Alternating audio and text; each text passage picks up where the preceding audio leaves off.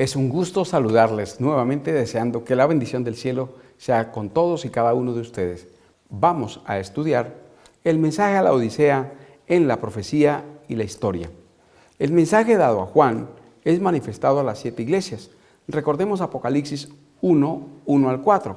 Allí dice la revelación de Jesucristo que Dios le dio para manifestar a sus siervos las cosas que han de acontecer pronto, y nos las declaró enviándola por su ángel a Juan su siervo, el cual ha dado testimonio de la palabra de Dios y del testimonio de Jesucristo y de todas las cosas que ha visto. Bienaventurado el que lee y los que oyen las palabras de esta profecía y guardan las cosas en ella escritas, porque el tiempo está cerca. Juan, a las 7 iglesias que están en Asia: gracia sea con vosotros y paz del que es y que era y que ha de venir, y del Todopoderoso, y de Jesucristo, el testigo fiel, el primogénito de los muertos y príncipe de los reyes de la tierra, al que nos amó y nos ha lavado de nuestros pecados con su sangre. A él sea gloria e imperio para siempre, jamás. Amén. Apocalipsis 1, 1 al 6. Tomamos 2 versículos más, pero el verso 4 dice: Juan a las 7 iglesias que están en Asia.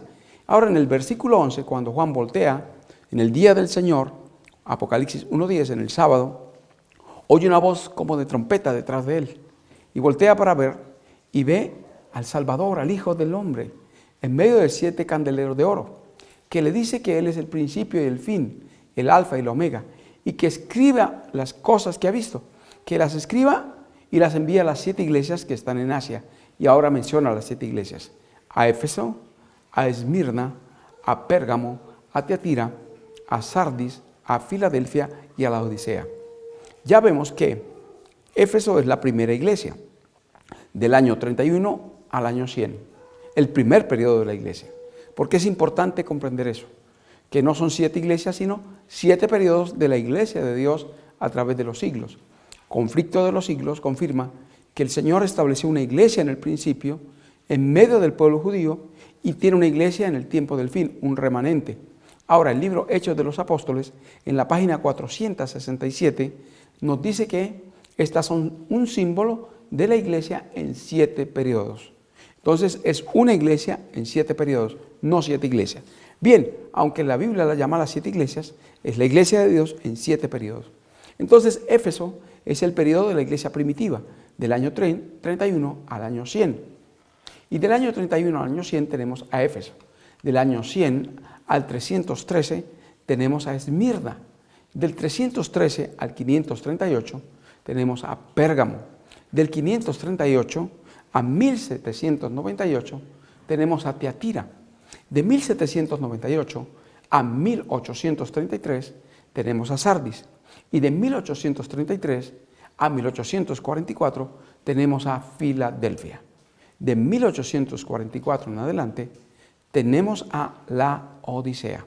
La Odisea es el objeto de estudio en este momento, el último periodo de la iglesia, que va de 1844 en adelante.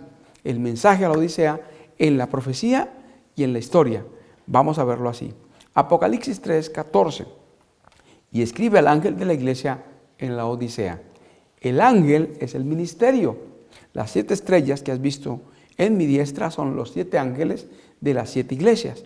Obreros evangélicos, páginas 14 y 15, hablan de que los obreros, el ministerio, representa a los ángeles. Son los mensajeros escogidos por Dios. Entonces, este mensaje va para un ministerio específicamente que representa a toda una denominación. ¿Qué ha pasado con ellos? ¿Qué ocurrió en el periodo, en el proceso, desde su surgimiento hasta su debacle? Así lo dice la profecía y así lo vamos a ver. Apocalipsis 3:14. Y escribe al ángel de la iglesia en la Odisea. La Odisea. Laos en griego es pueblo. Dice juicio. El juicio del pueblo. Entonces es el periodo del juicio del pueblo de Dios. La Odisea no es una iglesia. La iglesia adventista del séptimo día no es la Odisea. La Odisea es un periodo. Y ese periodo es el periodo del juicio del pueblo de Dios. El nombre define el periodo. Laos dice el periodo del juicio del pueblo de Dios. Ese juicio empezó el 22 de octubre de 1844, cuando se cumple Apocalipsis capítulo 3, versículo 7. El Señor cierra la puerta que nadie puede abrir y abre la puerta que nadie puede cerrar. La página 42 de Primeros Escritos nos explica y aclara que la puerta que fue cerrada y nadie puede abrir es la del lugar santo. La obra de Cristo en el lugar santo culminó. Las iglesias que siguen adorando en el lugar santo, nos dice el libro Primeros Escritos, páginas 54 y 55, están adorando realmente a Satanás, porque el Señor Jesús ya no está en el lugar santo. Entonces Satanás asume que recibe a todos aquellos que le adoran en ese lugar. Y entonces es un culto que en este momento es contrario al plan de Dios. El Señor Jesús cerró la puerta del lugar santo. El culto allí terminó. Ahora la adoración a Dios se centra en la tierra y en el cielo, en todo el universo, en el lugar santísimo. Cuando en 1844 el Padre se montó en un carro guiado por ángeles y pasó de su trono en el lugar santo a su trono en el lugar santísimo. El trono de Dios entonces es móvil. Una verdad fundamental que muchos adventistas no entendieron.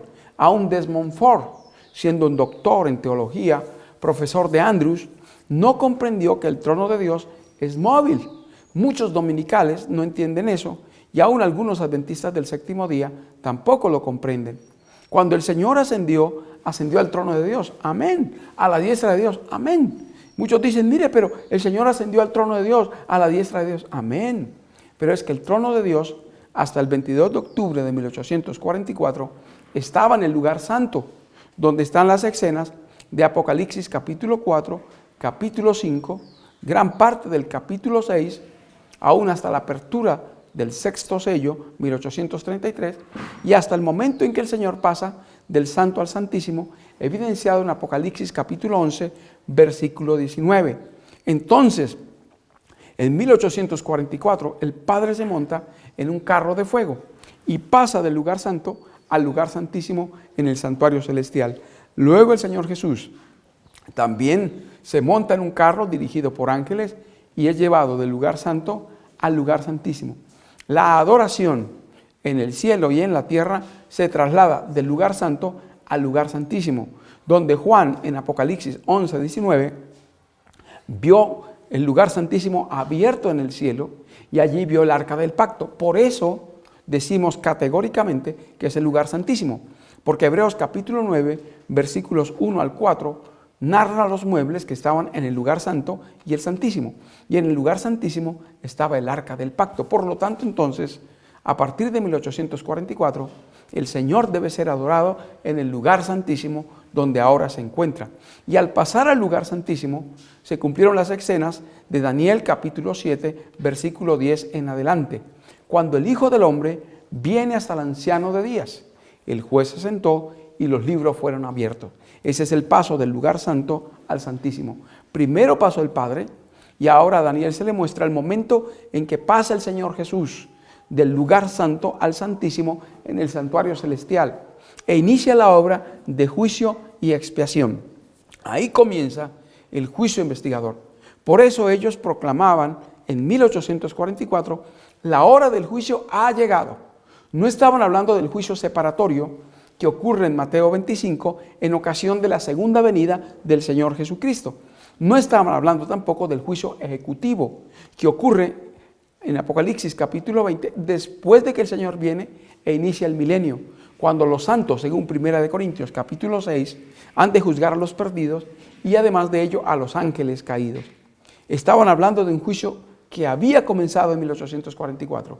El juicio ha llegado, porque la hora de su juicio ha llegado, del juicio investigador que empezó el 22 de octubre de 1844. En ese momento se está proclamando un mensaje importantísimo. He aquí el amén, el testigo fiel y verdadero. El principio de la creación de Dios dice estas cosas. El Señor Jesús es proclamado como el amén, o sea, el que sella, ratifica, confirma la palabra de Dios, el que dice así sea, el que se asegura de que la palabra de Dios se cumpla. Jesús es la palabra encarnada. Por eso Juan, en el capítulo 1, versículos 1 al 3, dice, en el principio era el verbo, Y el verbo era con Dios, y el verbo era Dios. Este estaba en el principio con Dios. Por él todas las cosas fueron hechas, y sin él nada de lo que ha sido hecho fue hecho. Entonces el Señor Jesús es el amén, el que confirma la palabra, el logos, la palabra encarnada, la palabra viva, el testigo fiel y verdadero. Y así se presenta en el capítulo 1, verso 5 del libro de Apocalipsis. Jesucristo, el testigo fiel, es el testigo que no falla, es el testigo infalible.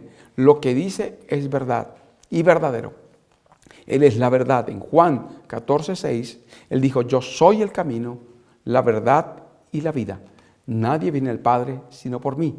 Pero ahora se le dice el principio de la creación de Dios. Principio en griego es arché y tiene dos connotaciones, una pasiva y una activa. Ejemplo, podemos mencionar la primera piedra de un edificio. Ese es el principio pasivo. O el que colocó la primera piedra es el principio activo.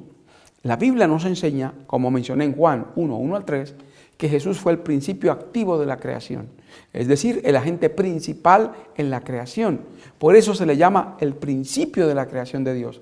Hebreos 1 lo confirma cuando dice que todas las cosas fueron hechas por el Hijo. Y Colosenses capítulo 1 dice que Él fue el principal, el protótocos en la obra de la creación. Entonces, aquí se nos señala al Señor como el creador. Y esto nos hace remontar al mensaje del primer ángel. Entonces, el mensaje a la Odisea inicia con la proclamación poderosa del Señor como creador, en cumplimiento del mensaje del primer ángel. Apocalipsis 14, versículos 6 y 7.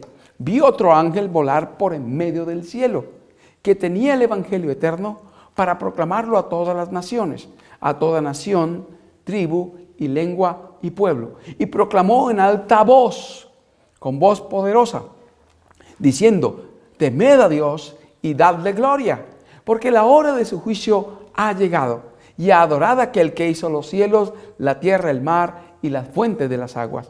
El primer ángel invita a adorar al Creador. El Señor proveyó que este fuera el primer mensaje. ¿Por qué? Porque a partir de este tiempo, 1844, el ateísmo de Francia tomaría un nuevo auge. En 1844 nace el libro que fue la base para que Darwin presentara el libro La historia o la generación de las especies, el libro sobre las especies de Darwin. El libro de las especies de Darwin sale en 1853, pero la base de esto se dio en 1844, en el momento en que sale ese libro, que fue la base del libro de las especies de Charles Darwin. Entonces ahí en 1844 se sentó el fundamento del ateísmo. Pero antes de que Satanás sentara los fundamentos del ateísmo, el Señor sentó los fundamentos de la verdad para el tiempo del fin, que el pueblo de Dios debe proclamar con poder, que el Señor es el creador de los cielos, la tierra, el mar y las fuentes de las aguas. Y este es el motivo principal para el culto divino.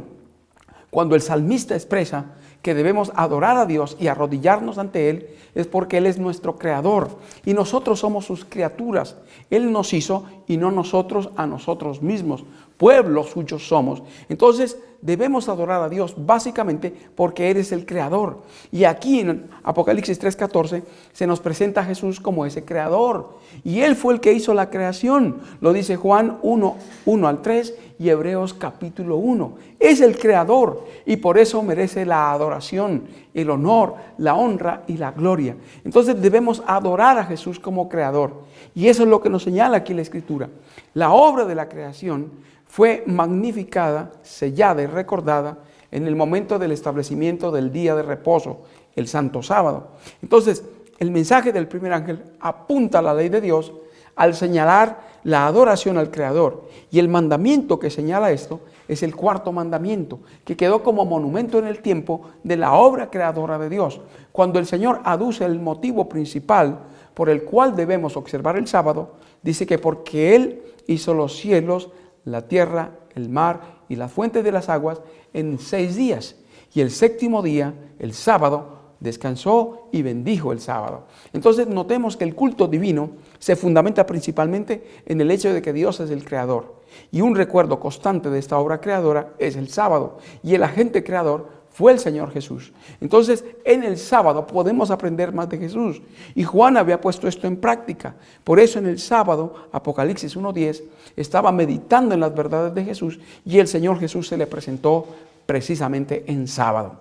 Entonces, Él es el arjé, el principio de la creación. Cuando inicia el movimiento adventista, en 1844, este mensaje se está proclamando con poder. Y la condición espiritual del pueblo de Dios en ese momento era una condición filadelfiana, de amor fraternal, de consagración fiel, de entrega completa al servicio de Dios.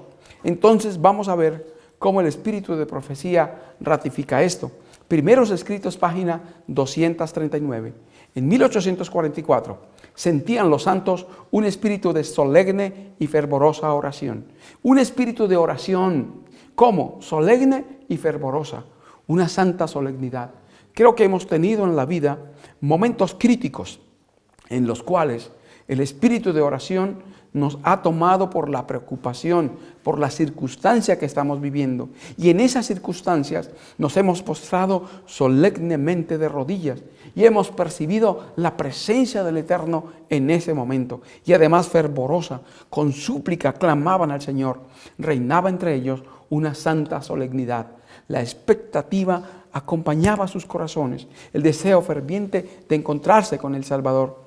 Los ángeles vigilaban con profundísimo interés los efectos del mensaje y alentaban a quienes lo recibían, apartándolos de las cosas terrenas para abastecerse ampliamente de la fuente de salvación.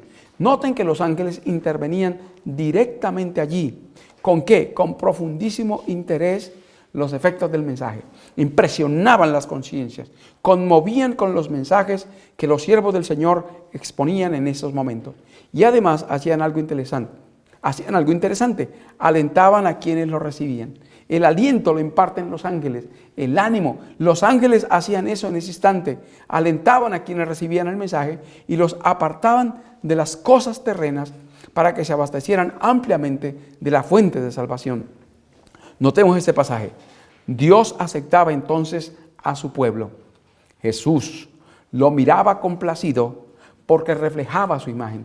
Dios aceptaba entonces a su pueblo. Y esto es muy importante en este tema. Cuando Dios aprueba a un pueblo, lo bendice, lo acompaña y lo dirige, no hay duda. Categóricamente el Señor lo indica.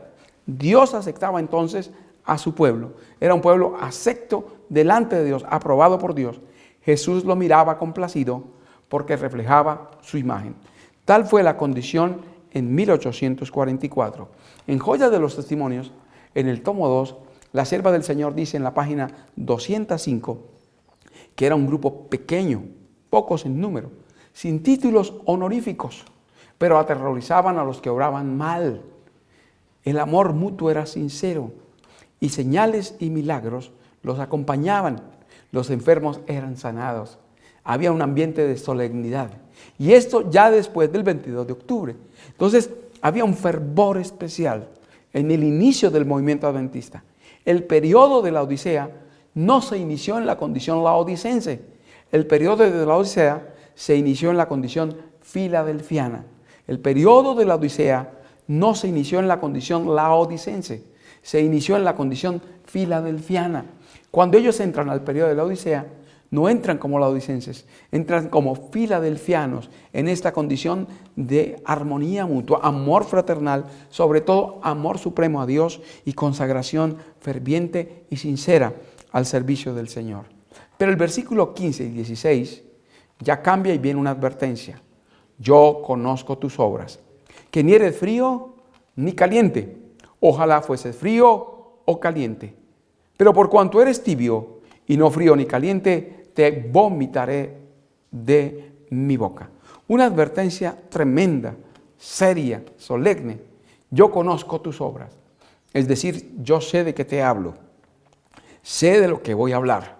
El Señor entra directamente a indicar a la persona que no se puede excusar de lo que va a decir. En este caso a un ministerio, en este caso a un grupo de personas. Les dice, yo conozco tus obras. Conozco lo que voy a decir. Sé cuál es tu condición real. ¿Cuál es? Ni eres frío ni caliente. Ojalá fuese frío o caliente. Se dice que a la Odisea venían aguas termales, pero entonces también venían aguas frías. Y cuando se combinaban las dos, llegaban tibias a la Odisea. Y esto se utiliza como símbolo de la condición espiritual de ese periodo. Pero por cuanto eres tibio y no frío ni caliente, te vomitaré de mi boca. Recuerdo una ciudad de Ecuador llamada Baños, donde habían aguas termales. Pero noté algo particular. En el agua caliente habíamos pocas personas.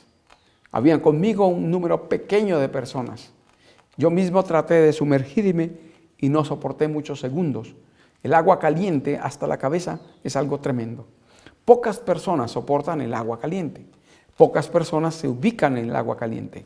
Y había agua fría. Y el lugar es frío. A las 5 de la mañana, entrar al agua fría no es muy grato. Para muchas personas es muy medicinal, sí, pero no es muy grato para el cuerpo en ese momento, la reacción que se siente inicialmente.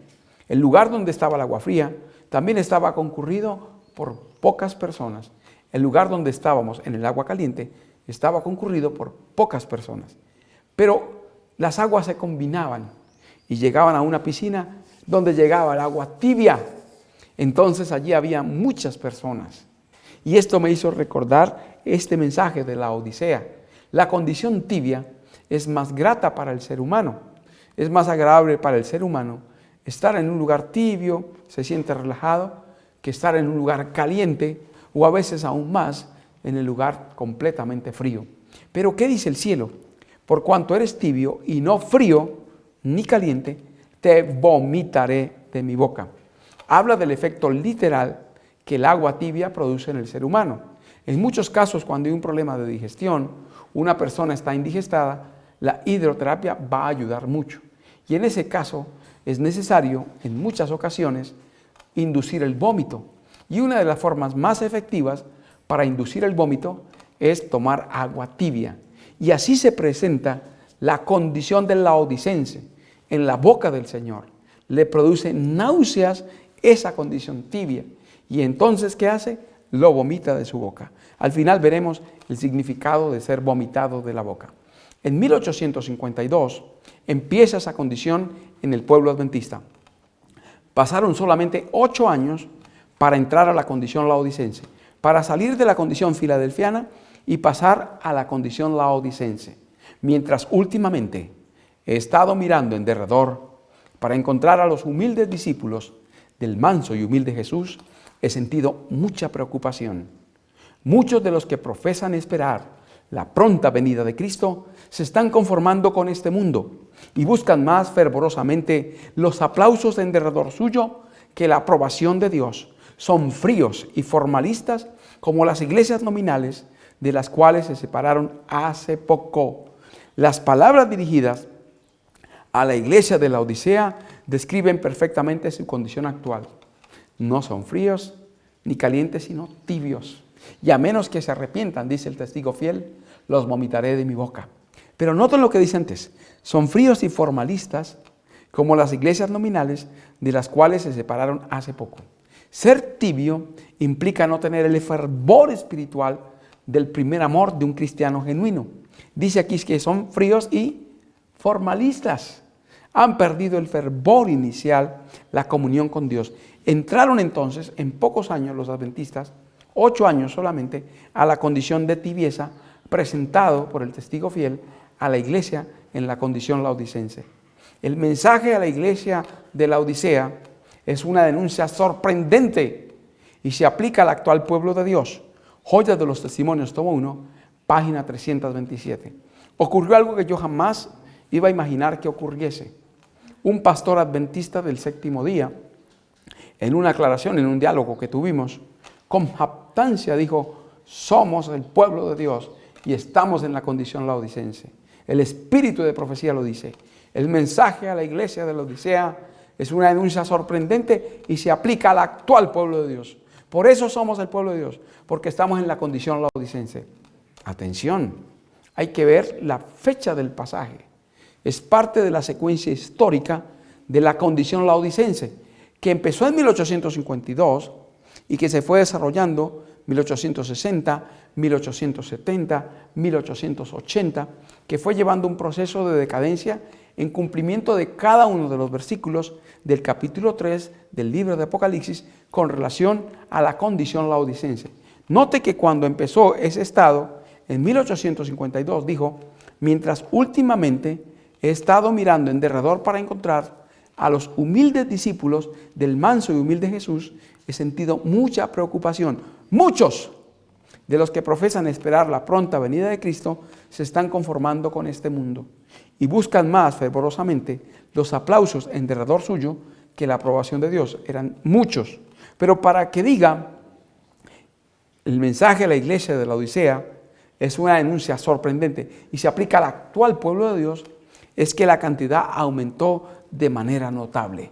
Es decir, la mayoría ahora descendió a ese estado espiritual laodicense. Al principio fueron muchos, en 1852.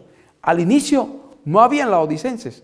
Todos eran filadelfianos, en fervor, en comunión con el Señor. El Señor los miraba complacido porque reflejaban su imagen. Dios aprobaba a su pueblo. En 8 años, ya en 1852, entran a la condición de tibieza laodicense. Y ahora aquí los absorbe esa condición de manera conjunta. Así lo confirma, lo corrobora Joyas de los Testimonios, tomo 1, página 477. El mensaje de la Odisea se aplica a los hijos de Dios que profesan creer en la verdad presente. La mayoría de ellos son tibios. Ya no dice muchos. ¿Qué dice? La mayoría de ellos son tibios y solo profesan la verdad. Serio esto. El mensaje de la Odisea se aplica a los hijos de Dios que profesan creer en la verdad presente, es decir, los adventistas del séptimo día. La mayoría de ellos son tibios y solo profesan la verdad. Adventistas solo de profesión. Tienen el nombre de cristianos, pero nada de celo. Dios indicó que quería en el corazón de la obra hombres que corrigiesen el estado de cosas que existía allí y permaneciesen como fieles centinelas en su puesto del deber. Hay un dato muy importante que nos da este pasaje y el pasaje de Primeros Escritos, página 107. Y es que sí hay adventistas del séptimo día nominales. Los adventistas se defienden diciendo que los adventistas nominales no son ellos, que los adventistas nominales son los adventistas dominicales, los adventistas del primer día.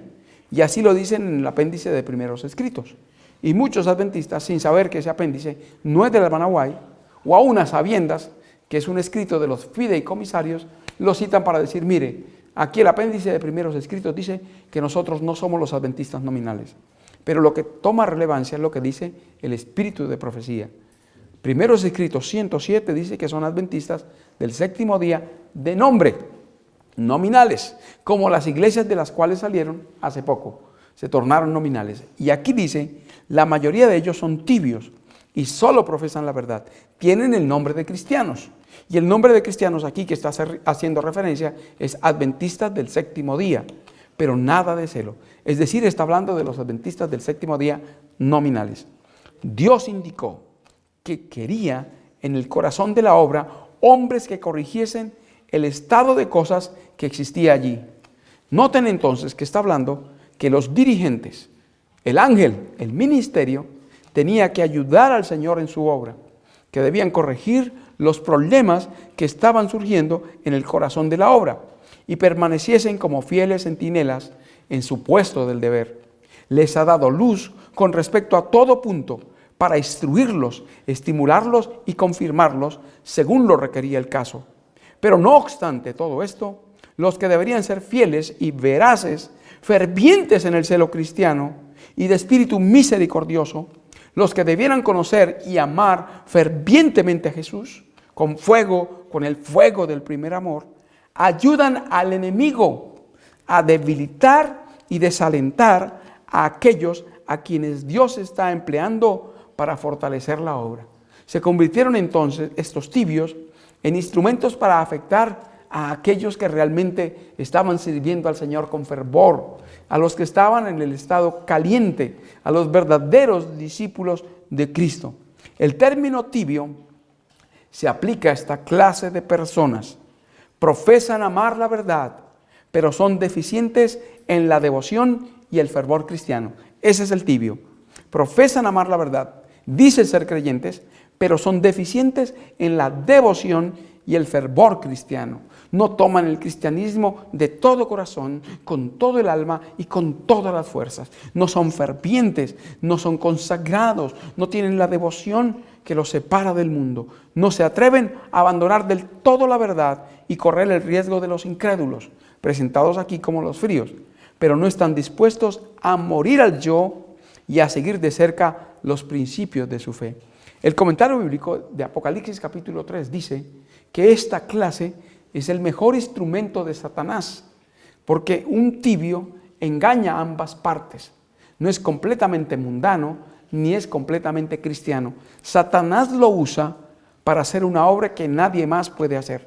Tremendo. Es una advertencia seria. Ser laodicense no es cualquier cosa. Me asombró que ese pastor con jactancia dijera y expresara que ellos eran el pueblo laodicense, que eran el pueblo de Dios precisamente por eso, por estar en la condición laodicense. Pero la condición laodicense es una condición perdida, porque Joyas de los Testimonios, tomo 1, en la página 479, el último párrafo, y el párrafo 0 de la página 480 dice: debemos salir del estado laodicense o no alcanzaremos la vida eterna. El estado laodicense es un estado perdido. El que está en la condición tibia está perdido. En ese momento está en condenación. Por lo tanto, nadie se debe jactar de estar en la condición laodicense. Pero lamentablemente esa es parte de la condición. Apocalipsis capítulo 3, versículo 17. Porque tú dices: yo soy rico y me he enriquecido y de ninguna cosa tengo necesidad. Y no sabes que tú eres desventurado, miserable, pobre, ciego y desnudo. ¿Cuántas veces hemos escuchado este lenguaje?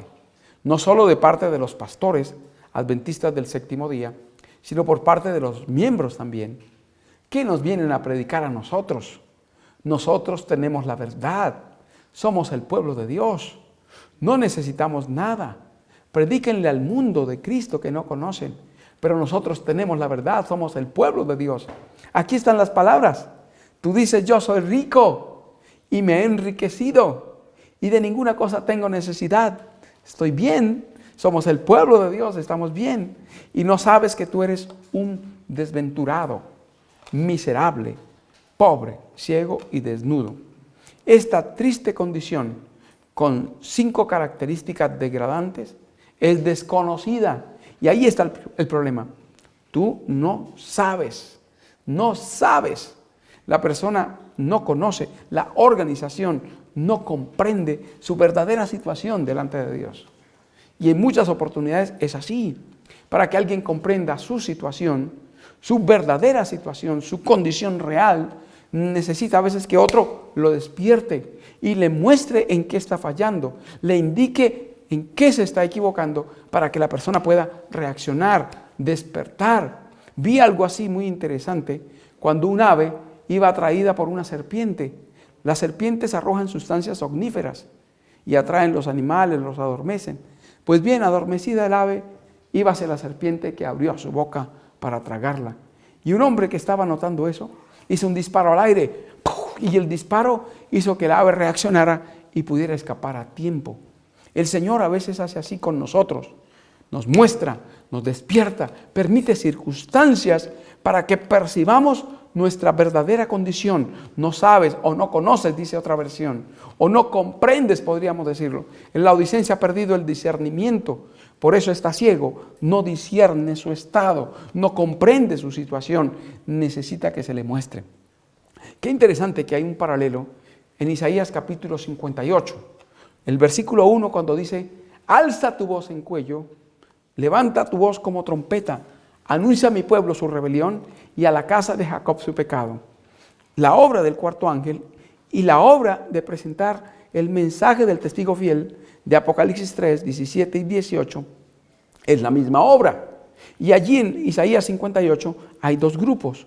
El del verso 1, que debe ser amonestado, la casa de Jacob, a quien se le debe denunciar su pecado.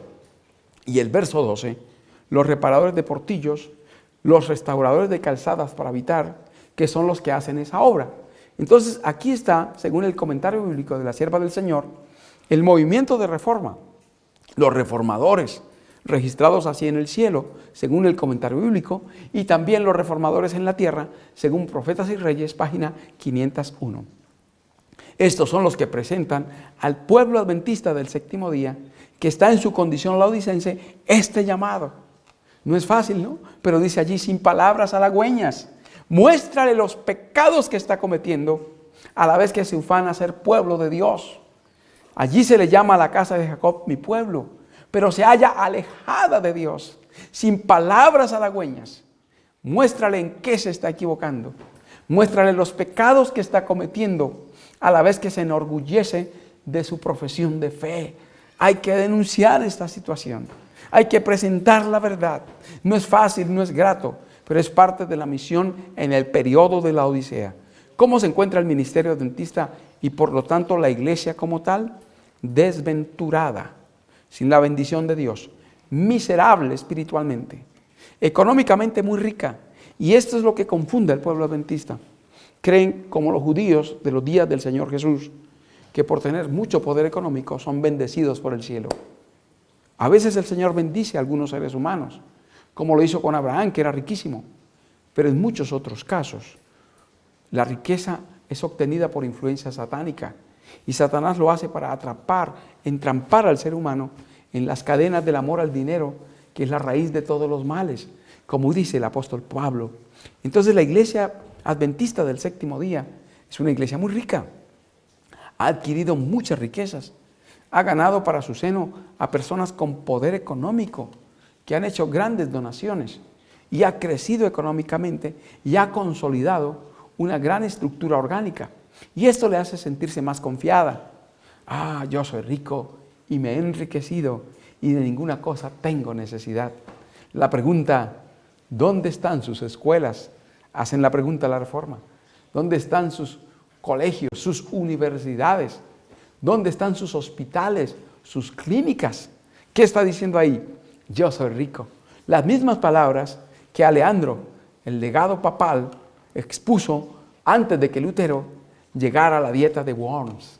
La página 157 y 158 del libro El conflicto de los siglos.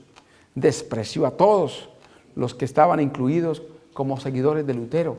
No perdonó sacerdotes, no perdonó letrados, no perdonó personas de las diversas clases. A todos los minimizó. Pero ¿qué dice la página 158 del libro El conflicto de los siglos? Que este ha sido el argumento de los que atacan la verdad en todas las épocas, diciendo que son unos pocos, pero aún así son los que Dios bendice. ¿Cuán diferente es nuestro partido? ¿Cuántas personas nobles tenemos entre nosotros? ¿Cuántos grandes tenemos entre nosotros? Dijo Leandro. Las palabras que han repetido muchos pastores adventistas. Yo soy rico y me he enriquecido y de ninguna cosa tengo necesidad. Y no sabes, no conoces que eres desventurado, has perdido la bendición de Dios. Miserable, estás en pobreza espiritual. Pobre, desdichado y pobre, sin la riqueza del cielo, sin el oro de la fe y el amor de la salvación, ciego, sin discernimiento y desnudo, sin la justicia de Dios, sin la justicia de Cristo, sin la justicia del Salvador. Entonces, el verso 17, notemos cómo el espíritu de profecía lo ratifica en Joyas de los Testimonios, tomo 1, página 327 y 328.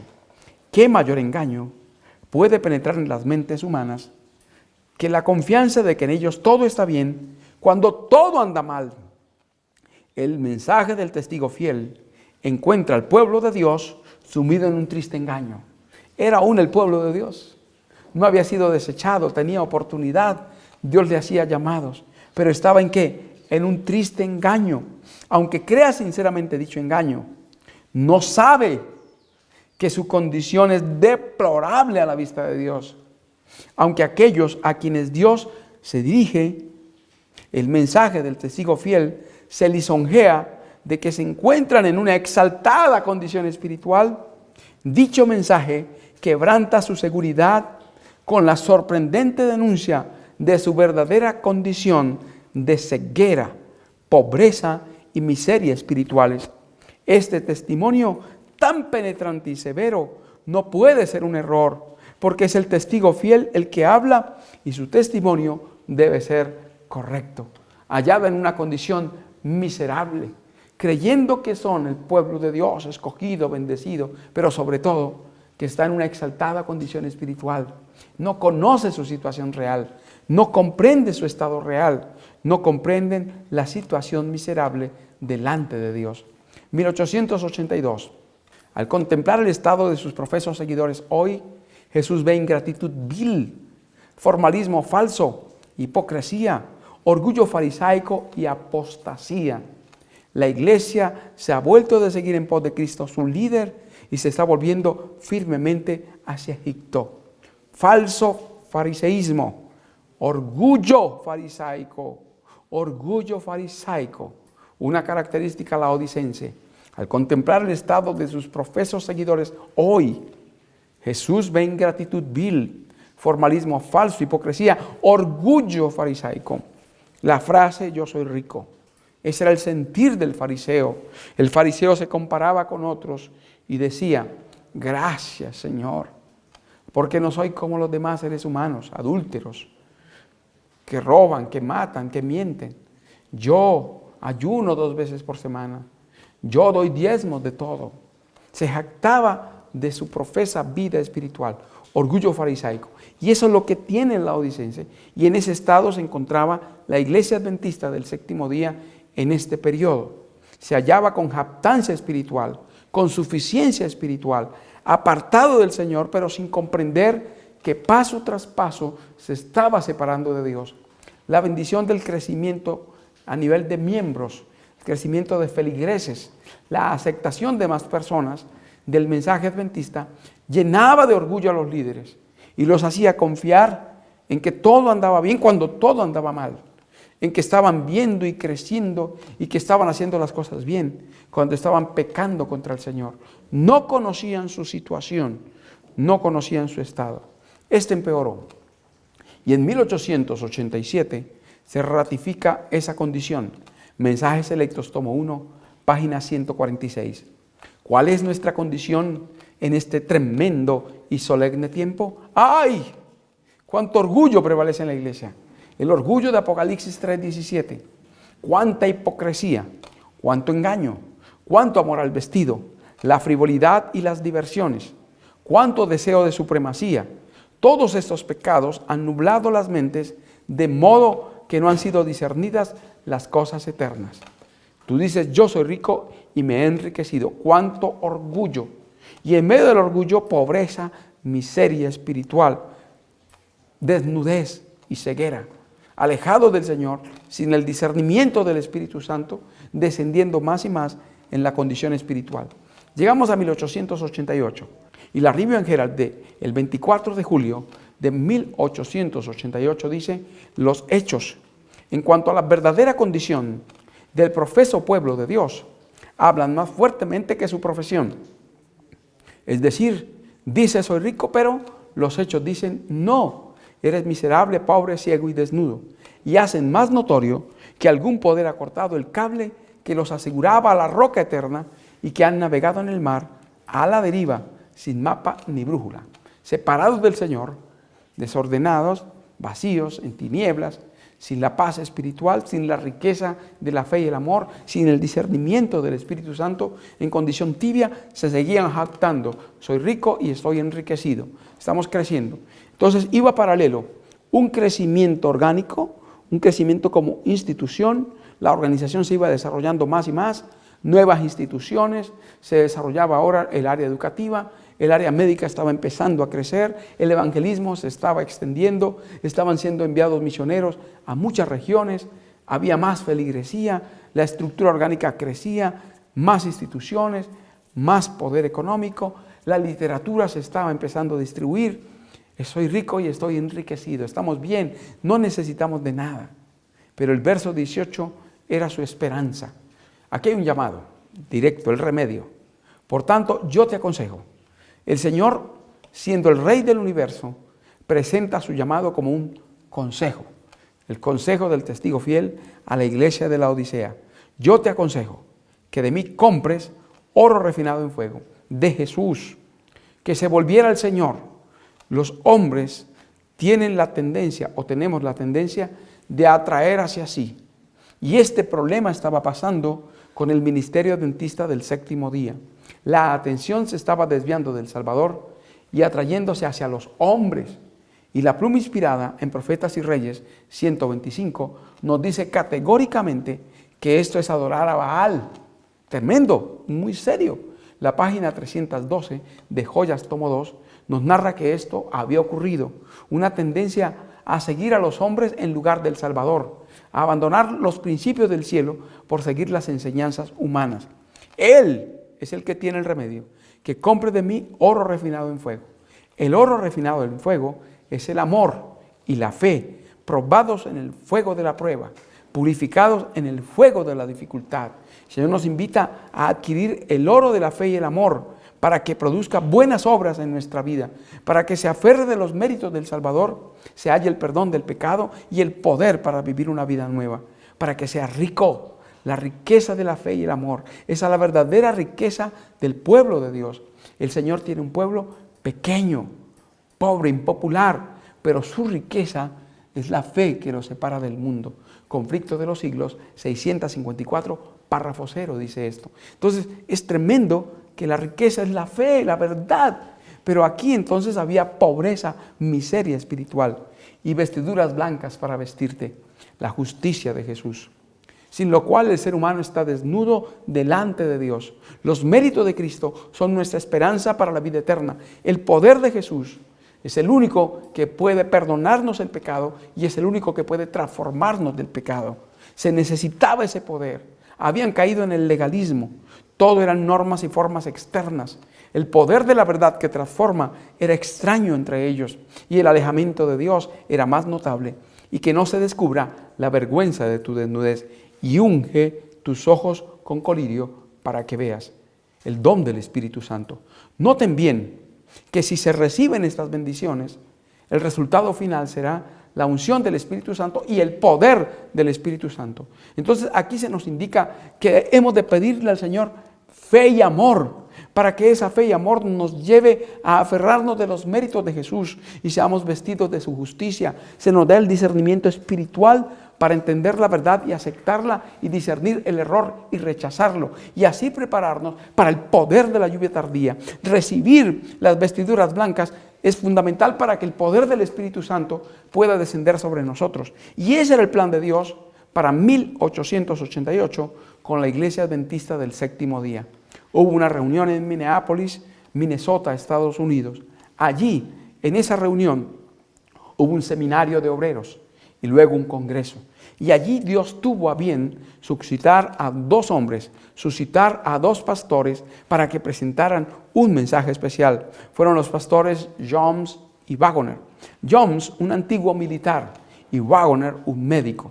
Ambos investigaron esta verdad de la justificación por la fe y en su comprensión entendieron que el mensaje no era correctamente entendido en el seno de la Iglesia Adventista del Séptimo Día, que Jesús había sido perdido de vista y que había de traer nuevamente los encantos del Salvador a la vista de la Iglesia, del mundo y de toda la humanidad necesitada. Entonces ellos fueron enviados por el cielo con el remedio para la iglesia en la condición de la Odisea. El versículo 18 de Apocalipsis capítulo 3 se cumplió en el mensaje de Minneapolis de 1888. El espíritu de profecía lo confirma en Manuscript Relics, tomo 15, página 92. El mensaje que nos fue dado por A.T. Jones y E.J. Waggoner es el mensaje de Dios a la iglesia de la Odisea. Allí, al presentar la justicia de Cristo, presentaron las vestiduras blancas, el poder del Salvador para perdonar el pecado para aquel que lo acepta por la fe, y el poder del Salvador por la obra del Espíritu Santo en el corazón para liberar al hombre del pecado. Allí entonces se presentó el mensaje de Dios a la iglesia de la Odisea. Se cumplió el versículo 18 de Apocalipsis capítulo 3. Y ay del que profesa creer en la verdad y sin embargo no refleja sobre otros los rayos enviados de Dios. Manuscript Relics, tomo 15, página 92. Pero ¿cómo fue tratado este mensaje? El mensaje fue despreciado, fue rechazado. Los predicadores fueron menospreciados, fueron vilipendiados. De ellos se burlaron, imitaban sus ademanes y se burlaban. Los tomaron con menosprecio, rechazaron el llamado del cielo y sobre todo el remedio del cielo para sanar su condición laodicense. La sierva del Señor vio con tristeza lo que había pasado en Minneapolis en 1888. Miró con dolor aquella escena y en Testimonio para Ministros, página 80, dice que los que se opusieron al mensaje iniciaron allí una obra satánica. Mensajes Selectos, tomo 1, página 276, dice que el mensaje que ha de iluminar la tierra con la gloria de Dios fue rechazado. El pueblo adventista del séptimo día nunca aceptó este mensaje. En 1988, la revista Ministerio, revista oficial de la Iglesia Adventista del Séptimo Día, que circula entre los pastores, dice, tomando este evento, a un siglo después del mensaje de Minneapolis, no hemos recibido la lluvia tardía. Y dice, nunca recibiremos la lluvia tardía a menos que, primero, reconozcamos que el mensaje fue rechazado. Segundo, hagamos un reconocimiento público. Tercero, pidamos perdón a Dios por haber rechazado el mensaje. De otra manera, la lluvia tardía nunca vendrá sobre la Iglesia Adventista del séptimo día. ¿Aceptaron los ministros adventistas el ángel? ¿Aceptó ese llamado? No lo aceptaron en 1888. Un siglo después ya no lo irían a aceptar. Pero la declaración fue contundente, palmaria, definitiva. No recibirán la lluvia tardía, porque no aceptaron las vestiduras blancas. Y quien no reciba las vestiduras blancas no puede recibir el colirio, el don del Espíritu Santo. La sierva del Señor dice que el propósito de Dios era impartir el poder de la lluvia tardía al pueblo adventista del séptimo día allí. Si este mensaje hubiese sido aceptado, solo en 2 años la obra habría culminado y el Señor Jesús habría venido. Pero se despreció la oportunidad del cielo. El cielo quería abundantemente bendecir al pueblo adventista, como lo hizo con los discípulos en el día de Pentecostés. Pero despreciaron el camino para recibir el llamado de Dios, la invitación de Dios. Despreciaron el don del cielo que les fue enviado a través de estos 2 mensajeros y por lo tanto culminaron la oportunidad para llevar adelante la obra del Señor. Despreciaron la oportunidad para llevar adelante la obra del Señor. En Testimonios para los Ministros, página 91 dice, en su gran misericordia, el Señor envió un preciosísimo mensaje a su pueblo por medio de los pastores Waggoner y Jones. Tenía como propósito exaltar a Jesús, el garante, en quien hallamos el perdón de los pecados, en quien el ser humano puede ser justificado. Y tenía como propósito prepararlos para obedecer todos los mandamientos de la ley de Dios. Página 91 y 92 de Testimonio para Ministros. Fue dada la justicia de Cristo para capacitarlos para obedecer la ley de Dios. En esa década se estaba desarrollando la ley dominical en los Estados Unidos de Norteamérica. La ley azul estaba siendo tramitada. El Senado norteamericano estaba preparando el terreno para implementar la ley dominical. Vino el mensaje de la justicia de Cristo para producir la lluvia tardía e iniciar el fuerte pregón, para salir a proclamar poderosamente el mensaje de Jesús y su santa ley, con poder el mensaje del sábado como el día de reposo del Creador, del Señor Jesús, el que había hecho todas las cosas. Pero no aceptaron el mensaje y por lo tanto no pudieron hacer la obra. Entonces la ley dominical fue detenida, así como la lluvia tardía fue detenida. ¿Qué empezó allí? Con tristeza la sierva del Señor narró un acontecimiento que ocurrió allí, el rechazo de la verdad. Y en el libro Historia de nuestra iglesia, un documento oficial de la Iglesia Adventista del séptimo día, en la página 214, dice, esta es una de las escenas más tristes en nuestra historia como adventistas del séptimo día, expresó la hermana White. Sin embargo, ha sido el comienzo de una poderosa reforma. A partir de allí, el movimiento adventista se dividiría en 2 grupos, serían zarandeados. Y unos quedarían con la verdad y otros quedarían con la organización. Quien recibe el mensaje del testigo fiel, presentado en 1888, recibe el efecto cuando acepta el mensaje. Dice, tendrá este mensaje efecto en el corazón de quien lo recibe. Joyas 1, páginas 60 y 61. Le inducirá a ensalzar la norma y a presentar claramente la verdad. Muchos no soportarán este testimonio directo y se levantarán contra él. Esto producirá un zarandeo en el pueblo de Dios. Entonces, el mensaje del 88 empezó un zarandeo más potente que terminaría en separación. Los que aceptaron el mensaje irían adelante con el Señor. Los que despreciaron el mensaje irían contra los fieles del Señor. Habría una separación interna que se manifestaría en una separación notable, visible, que ocurrió posteriormente. Bien, el tiempo de prueba está precisamente delante de nosotros, pues el fuerte pregón del tercer ángel ya ha comenzado en la revelación de la justicia de Cristo, el Redentor que perdona los pecados. Este es el comienzo de la luz del ángel, cuya gloria llenará toda la tierra. Aquí entonces empezó la luz del cuarto ángel a alumbrar desde 1888 hasta el fin de la historia de este mundo. Viene el verso 19. No se recibió el consejo del testigo fiel. Ahora tendría que recibir la reprensión y el castigo del testigo fiel. Yo reprendo y castigo a todos los que amo. Sé pues celoso y arrepiéntete. Noten bien, el Señor le dio un consejo. Con amor le envió un mensaje. Apocalipsis 3:18. El consejo fue desoído. Cuando un hijo no oye un consejo, ¿qué viene? El castigo. Ahora yo reprendo, primero la reprensión y luego el castigo a todos los que amo. Aún con amor, aunque los castigaba y los reprendía, aún los amaba como su pueblo. Sé pues celoso y arrepiéntete. Un llamado tremendo. Ser celoso, el término aquí, ser celoso, es similar al término celote. Los celotes eran los enérgicos defensores del judaísmo contra los romanos, que con espada defendían a Israel. Ser celoso es como ser celote, es ser ferviente, es estar despierto.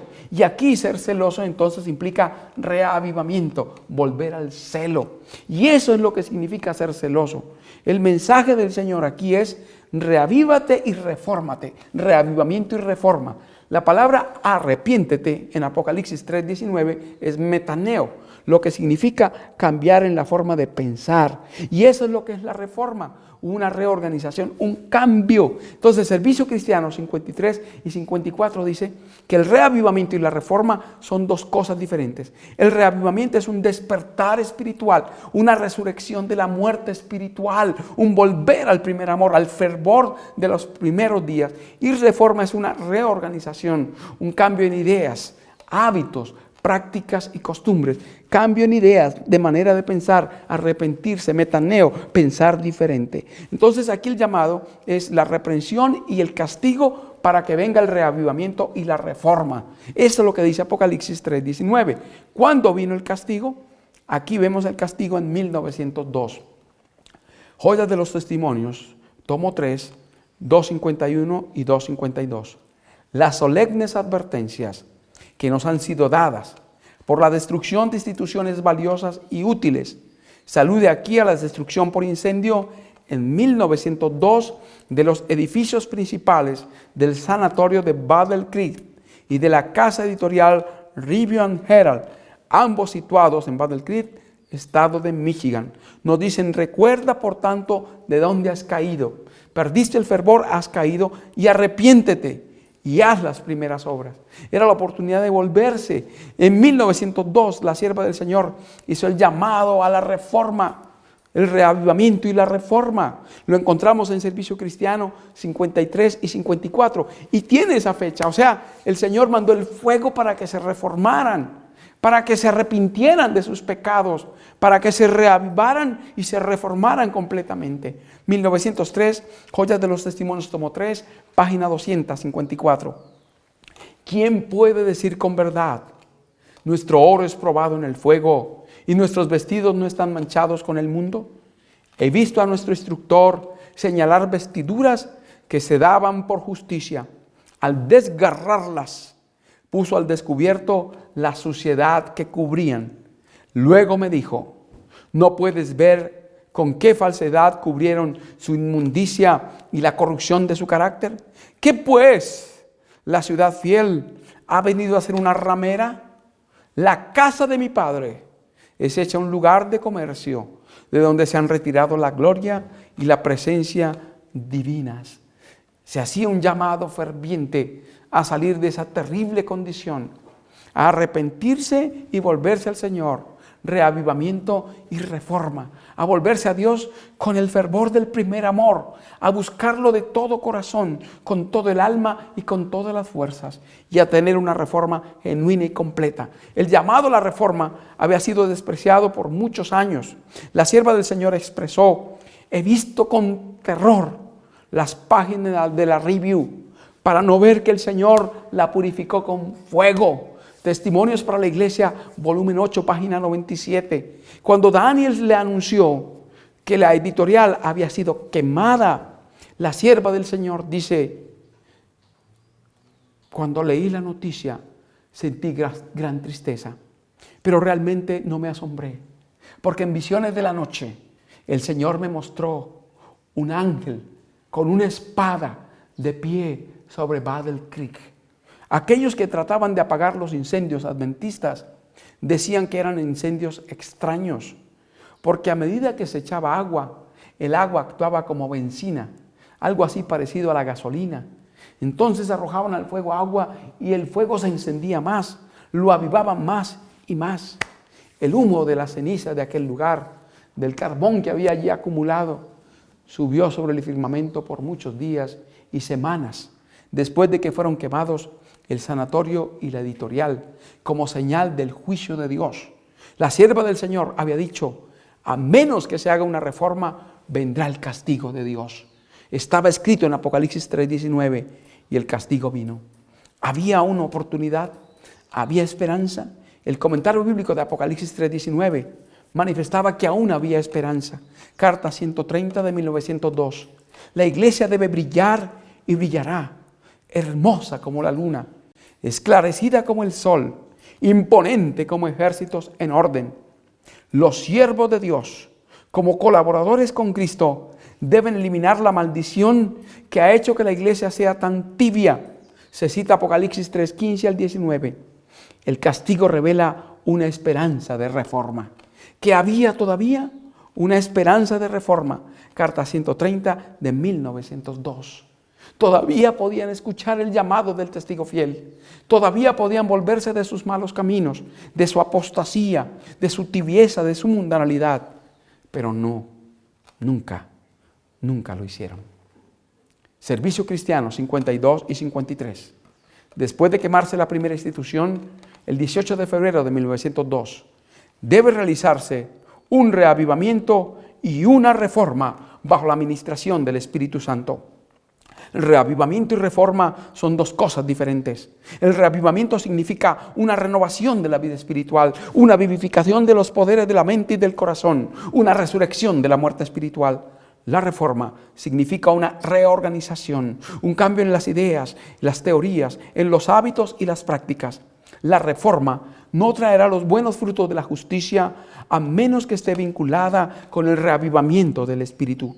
El reavivamiento y la reforma han de realizar la obra señalada, y al hacer esta obra ambas deben combinarse. Noten bien la fecha cuando escribe esto.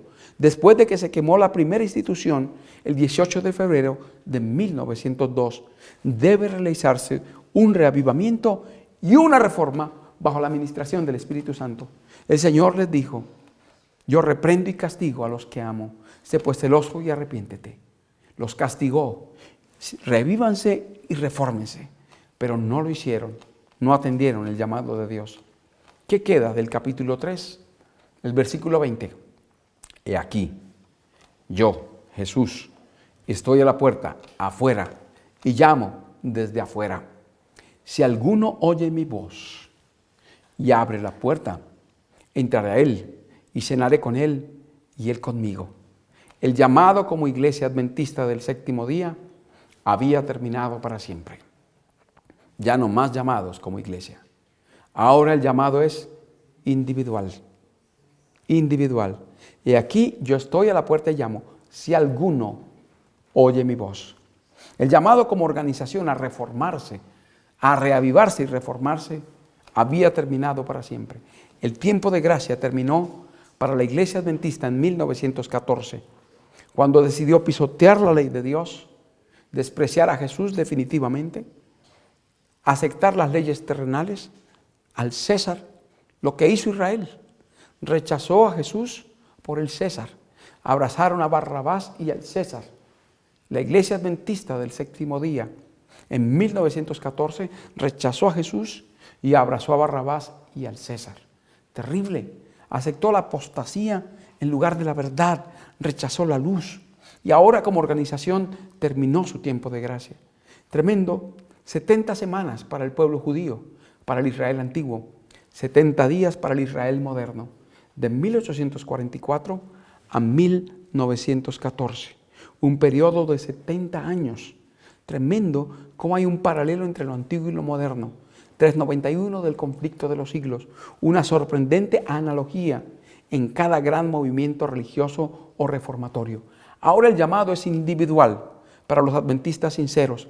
Si alguno oye mi voz y abre la puerta, entraré a él, cenaré con él y él conmigo. Ya no es un llamado para la Iglesia Adventista del Séptimo Día. La página 142 del libro Mensajes Selectos, tomo 1, dice de la Iglesia Adventista del Séptimo Día: esperamos un tiempo en que toda la iglesia se avive. Ese tiempo nunca llegará. Una reforma como iglesia a nivel global de los adventistas del Séptimo Día nunca llegará, porque la oportunidad se le pasó. La sierva del Señor en Joyas 3, página 254 dice: ha llegado la hora de una completa reforma. 1904, no en el 2021, 2022 o 2030, no. El tiempo de la reforma se le pasó. Ahora la oportunidad es individual. He aquí yo estoy a la puerta y llamo. Si alguno oye mi voz y abre la puerta, entraré a él, cenaré con él y él conmigo. El testigo verdadero dice: he aquí yo estoy a la puerta y llamo. Toda amonestación, reprensión y súplica de la palabra de Dios o de sus mensajeros es un llamamiento a la puerta del corazón. Es la voz de Jesús que procura entrada. Con cada llamamiento desoído se debilita la inclinación a abrir. Si hoy son despreciadas las impresiones del Espíritu Santo, mañana no serán tan fuertes. El corazón se vuelve menos sensible y cae en una peligrosa inconsciencia en cuanto a lo breve de la vida frente a la gran eternidad venidera. Nuestra condenación en el juicio no se deberá al hecho de que hayamos estado en el error, sino al hecho de haber descuidado las oportunidades enviadas por el cielo para que aprendiésemos lo que es la verdad. Conflicto de los siglos hace este llamado, y aquí encontramos también el llamado en el libro Deseado de todas las gentes, página 457. El espíritu de profecía nos señala que el llamado del Señor ahora es desde afuera. ¿Y a quién utiliza según Deseado de todas las gentes, página 457? Es la voz de Jesús en toda amonestación, reprensión y súplica de la palabra de Dios o de sus mensajeros. Ahora, Joyas de los Testimonios, tomo 2, página 500 y 501. Nuestro Redentor envía a sus mensajeros a dar testimonio a su pueblo. Él dice: he aquí, yo estoy a la puerta y llamo. Si alguno oye mi voz y abriere la puerta, entraré a él y cenaré con él y él conmigo. Pero muchos se niegan a recibirle. El Espíritu Santo aguarda para enternecer y subyugar los corazones, pero no están dispuestos a abrir la puerta y dejar entrar al Salvador, por temor a que Él requiera algo de ellos. Y así Jesús de Nazaret pasa de largo. Él anhela concederles las ricas bendiciones de su gracia, pero se niegan a aceptarlas. ¡Qué cosa terrible es excluir a Cristo de su propio templo! ¡Tremendo! Había sido la iglesia del Señor, pero lo sacaron de su iglesia. ¡Qué pérdida para la iglesia! Tremendo pasaje, muy solemne. Y aquí yo estoy a la puerta y llamo. Si alguno oye mi voz y abriere la puerta, entraré a él y cenaré con él y él conmigo. Al que venciere, yo le daré que se siente conmigo en mi trono, así como yo he vencido y me he sentado con mi Padre en su trono. Joyas 1, 3:29 y 3:30. Los que son reprendidos por el Espíritu de Dios no deben levantarse contra el humilde instrumento. Es Dios y no un mortal sujeto a error quien ha hablado para salvaros de la ruina. Los que desprecian la amonestación serán dejados en las tinieblas y se engañarán a sí mismos. Pero los que la escuchen y se dediquen celosamente a la obra de apartar sus pecados de sí, a fin de tener las gracias necesarias, estarán abriendo la puerta de su corazón para que el amado Salvador pueda entrar y morar con ellos. Esta clase de personas se encontrará siempre en perfecta armonía con el testimonio del Espíritu de Dios. Ahora, ¿quién tomó el poder allí?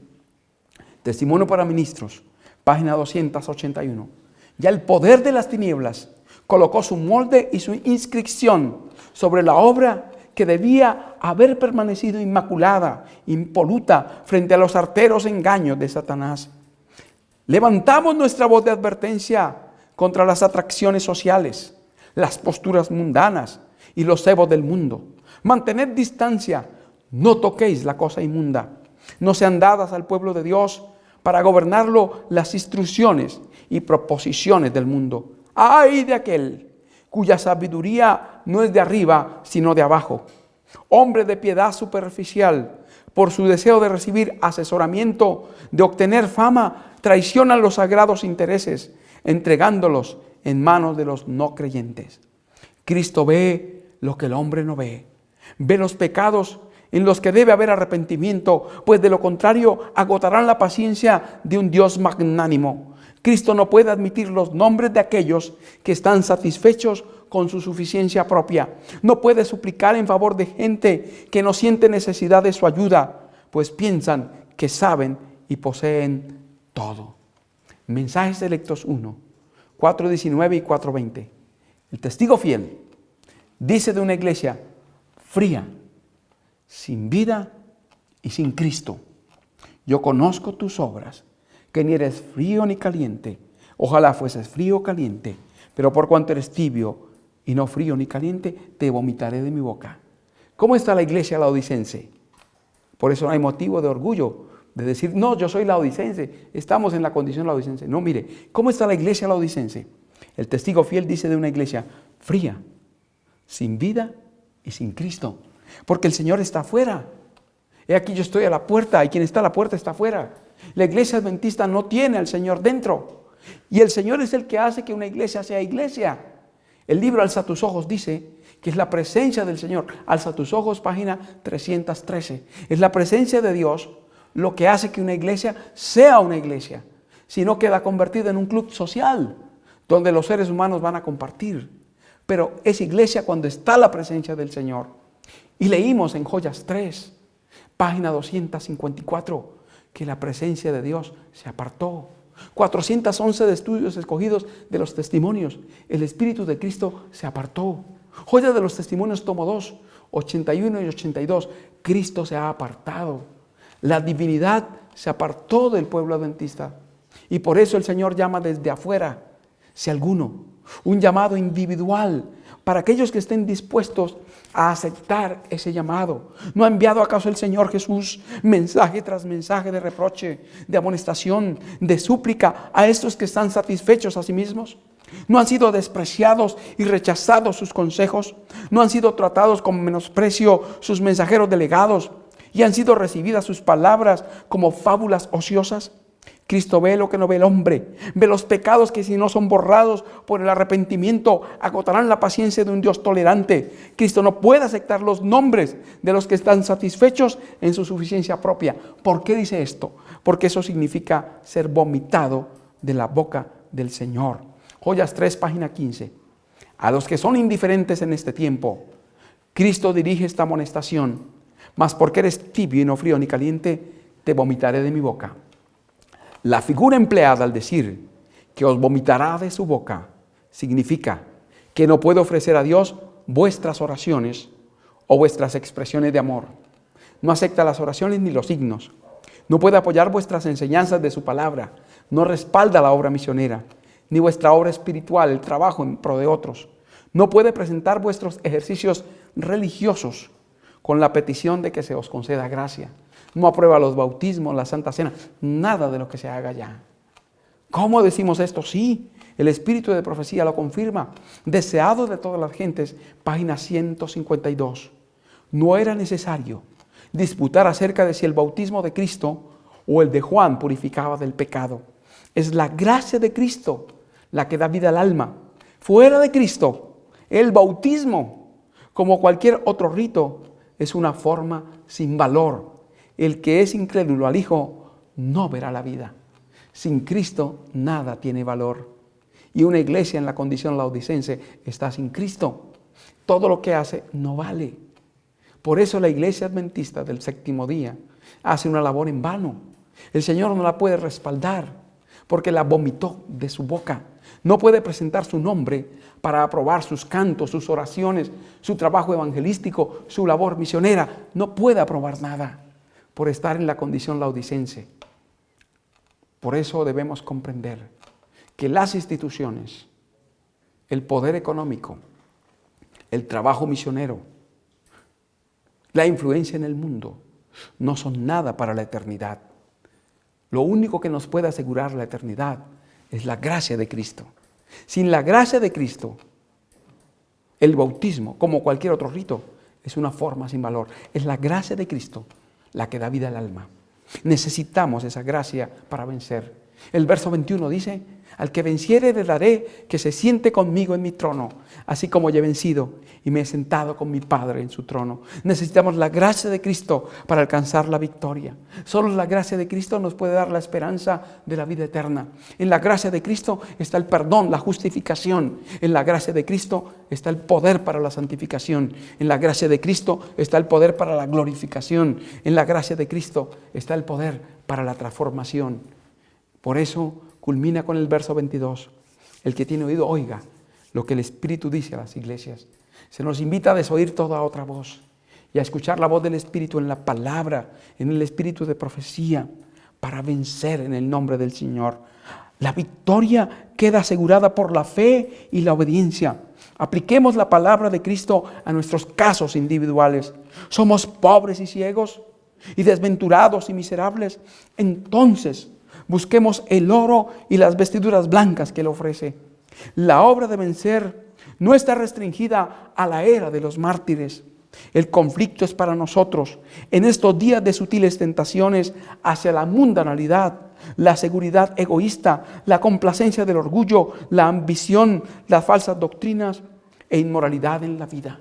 Dios nos ayude para que esa gracia infinita de Jesús nos pueda ser concedida, para que esa gracia infinita en la justicia de Cristo nos pueda vestir, para que esa gracia infinita de Cristo en el poder del Espíritu Santo nos pueda llenar de la fe y el amor para poder vivir la vida de Dios, para poder vivir de acuerdo a la voluntad de Dios y nos prepare para recibir el colirio, para discernir la verdad y amarla, con temor y temblor abrazarla, para recibir el poder del Espíritu Santo y mantenernos de pie en la crisis final y estar con Cristo como vencedores, sentados con Él en su trono por la bendita eternidad. Que Dios nos ayude y que la gracia del Señor nos acompañe. Amén.